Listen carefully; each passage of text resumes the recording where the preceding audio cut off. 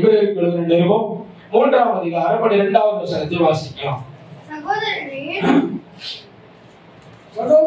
சகோதரரே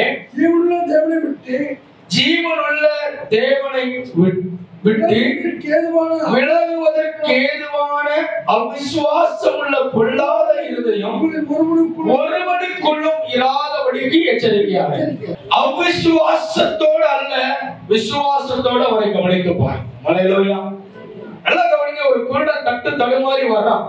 தாவீதின் குமாரனே எனக்கு இறங்கும், எனக்கு என்ன கிடைக்கணும், எனக்கு கூப்பிடும். மிகுந்த சத்தம் விட்டு இயேசுவின் பேரை சொல்லி கூப்பிடுகிறான். தாவீதின் குமாரனே எனக்கு இறங்கும்.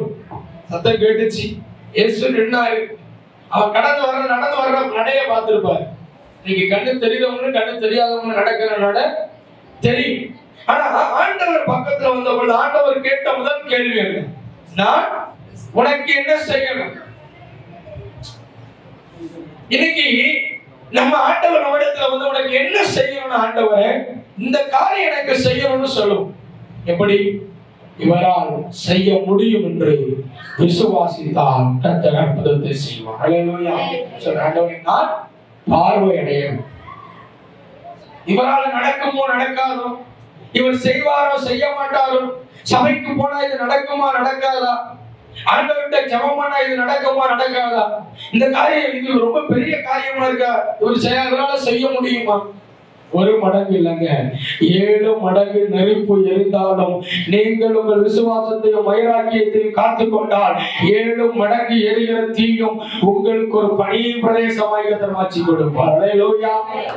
இதுதான் தேவ செயல். இதுதான் கர்த்தர். அவிசுவாசமே அல்ல, அவிசுவாசிகளோடும் அல்ல, விசுவாசிகளோடும் விசுவாசத்தோடும் கடந்து செல்லணும். யாரை? இயேசுவை கவனித்து பார்க்க வேண்டும். அவிசுவாசிகளின் கூட்டத்தில் நீங்க இயேசுவை கவனித்து பார்க்கவே முடியாது. இன்னைக்கு அவிசுவாசியின் கூட்டம் நிறைய இருக்கு. அங்க நாம் இருந்து கொண்டு நான் இயேசுவை கவனித்து பார்க்கணும் வாய்ப்பே கிடையாது. விசுவாசிகளின் கூட்டத்தில் இருக்கணும், விசுவாசிகளோடு கூட நீங்கள் இணைந்து இருக்கணும். ஆகையால்தான் யோவான் எழுதுகிறான், எங்கள் ஐக்கியம் பிதாவோடு இருக்கிறது, உங்கள் ஐக்கியம் எங்களோடு கூட இருப்பதா. இன்னைக்கு சபையோடு நம்முடைய ஐக்கியம் எப்படி இருக்கிறது? போதவரோடு கூட நம்முடைய ஐக்கியம் எப்படி இருக்கிறது? விசுவாசிகளோடு நம்முடைய ஐக்கியம் எப்படி இருக்கிறது? நம்ம அவிசுவாசிகளோட சம்பந்தம் கலக்கிறோம். அவிசுவாசிகளோட நெருக்கம் இருப்பதை விட நாம் ஊழியரோடு கூட நெருக்கப்படுகிறது இல்லை. நீயும் நானும் சேர்ந்து எல்லாவற்றிலும் சரியாகும் வா என்று ஜெபிக்க கூப்பிடுறாங்க பாருங்க. இதுதான் ஐக்கியம். நீ எல்லாவற்றிலும் ரெடியாக இல்லை. இங்க நான் அடிக்கடி சொல்லுவேன், இங்க யாரும் பரிசுத்தத்தை முழுமை பெறல. அனுதினமும் பரிசுத்தத்துக்காக ஜெபித்து, அனுதினமும் பரிசுத்தத்துல வாழ, அனுதினமும் பரிசுத்த ஜீவியம் ஜீவிக்க தேவனை உதவிக்கரம் கொண்டு போகிறவர்கள் தான் நாம். எத்தனை நாம சொல்ல முடியும்? அவனுடைய ஜீவியம் எப்படி இருக்கிறது?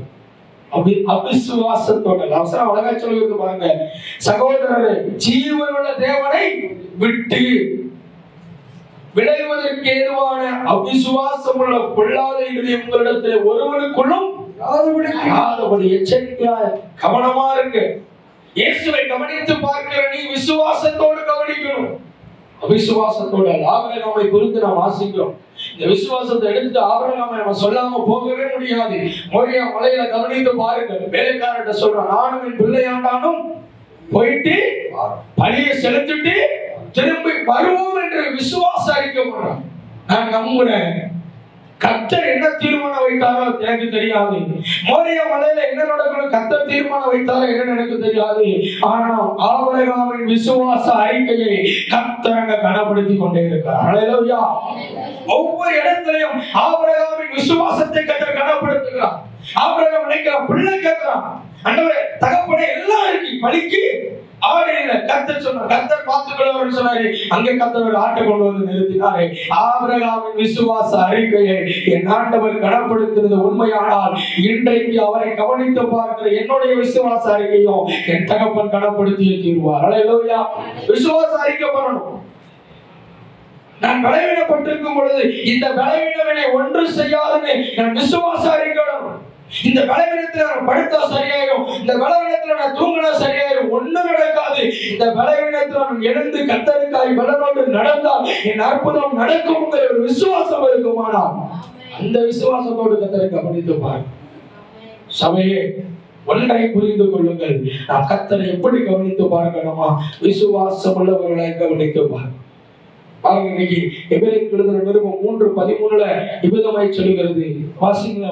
உங்களில் ஒருவனும் பாவத்தின் வஞ்சனையினாலே அழிக்கப்பட்டு போகாதபடி இன்று எண்ணப்படுமளவும் ஒருவருக்கு ஒருவர் புத்தி சொல்லுங்க. அதான் சொன்னேன், நீ சரியாயிட்டு எல்லாத்தையும் சொல்லுன்னு சொல்றதை விட வா 2 பேரும் சேர்ந்து சரியாகும். புத்தி சொல்லுகிற சபையா, ஒருவருக்கு ஒருவர் நாம் புத்தி சொல்லுகிறவர்களா. அதான் அடிக்கடி சொல்லுவேன், சபையில ஒரு பிள்ளை ஞானஸ்தானம் எடுக்கா, மூப்பர்களுக்கு ஒரு பொறுப்பு இருக்கு. அந்த ஞானஸ்தானம் எடுத்த பிள்ளைக்கு முன்னதா நம்முடைய பரிசுத்தத்தை காத்துக்கொள்வது எப்படி, ஞானஸ்தானம் எடுத்த பிள்ளைக்கு புத்தி சொல்வது எப்படி, வேதத்தை கொஞ்சம் சொல்லிக் கொடுக்கணும். சபையினுடைய பொறுப்பு, சபைக்கு கர்த்தர் அருள் இருக்கிற பொறுப்பு அவிசுவாசிகளோடு அல்ல, விசுவாசிகளோடு. இன்னைக்கு சபை ஒருவருக்கு ஒருவர் ஐக்கியப்படுகிறவர்களா?